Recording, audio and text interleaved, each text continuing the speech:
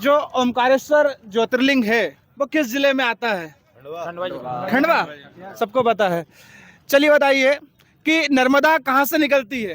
अमरकंटक से निकलती है। ठीक है। चलिए बताइए कि सोमनाथ ज्योतिर्लिंग जो है वो कहाँ पर आता है? ठीक है। एमपी की राजधानी दिल्ली है।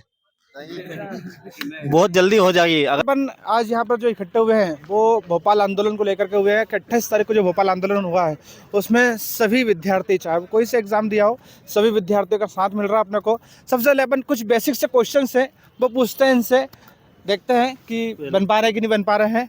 चलिए बताइए, सबसे पहले जो ओमकारेश्वर ज्योतिर्लिंग है वो किस जिले में आता है? खंडवा। सबको पता है। चलिए बताइए कि नर्मदा कहाँ से निकलती है?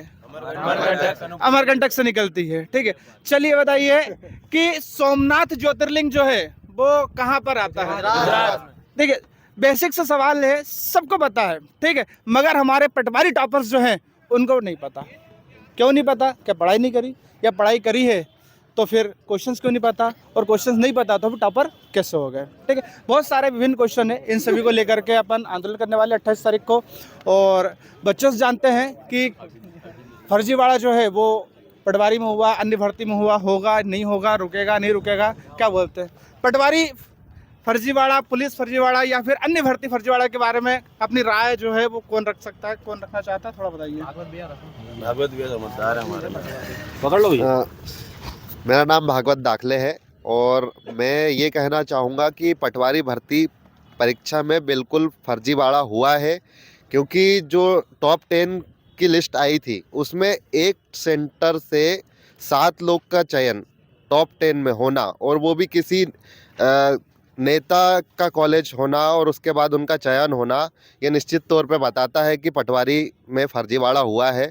और उसके बाद भी जो लिस्ट जारी हुई 10 लोगों की, इसके बाद भी जो और भी लोग हैं उसमें 143 या वो शायद कुछ ज़्यादा ही लोग एक ही सेंटर से चयन होना बहुत मुश्किल बात है।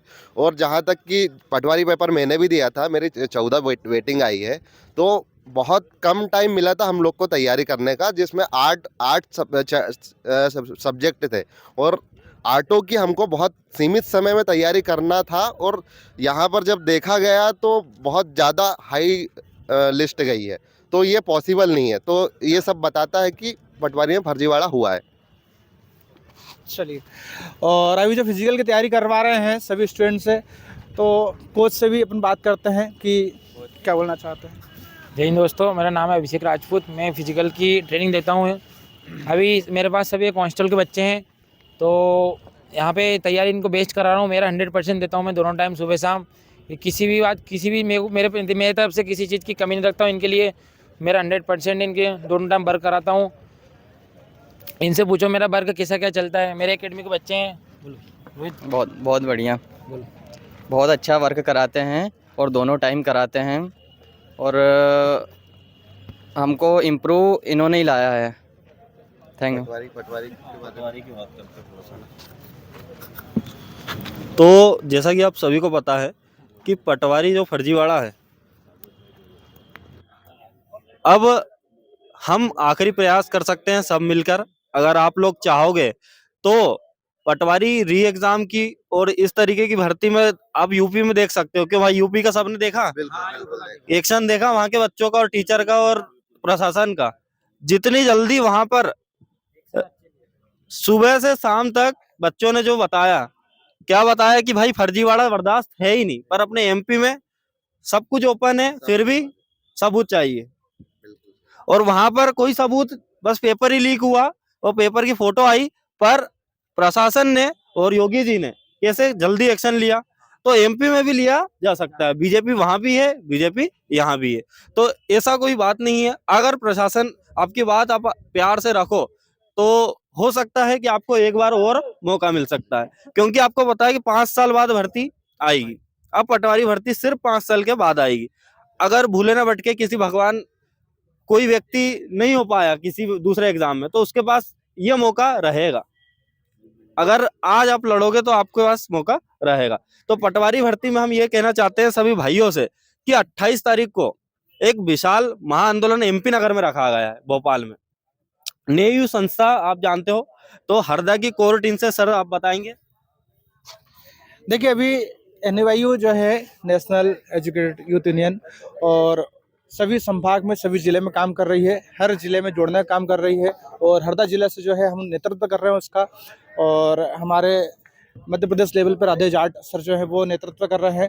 और हम ये चाहते हैं कि पटवारी के साथ साथ अभी जो MP पुलिस का रिजल्ट हाल ही में आने वाला है 1-2 दिन में या फिर कभी भी आने वाला है, अभी उसमें अपने को देखने को मिल रहा है 87-13 का फार्मूला लग चुका है।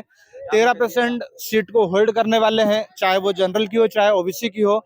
और कहीं ना कहीं जो पिछली वैकेंसी आई हैं उनमें अपने को फर्जीवाड़ा देखने को मिला है। इसीलिए हमारे सारे भाई जो आज हमारे साथ जुड़े हैं वो इसीलिए जुड़े हैं कि जैसे पटवारी भर्ती फर्जीवाड़े की भेंट चढ़ी है, कहीं ना कहीं पुलिस की भर्ती ऐसी भेंट ना चढ़े। इसी को लेकर के हमारे सभी पुलिस के भाई जो है साथ दे रहे हैं। पुलिस के बारे में थोड़ी चर्चा करेंगे कि रिजल्ट में फर्जीवाड़ा ना हो, उसके बारे में आप कुछ बोल सकते हैं। जी, मेरा नाम नवीन विश्वकर्मा है।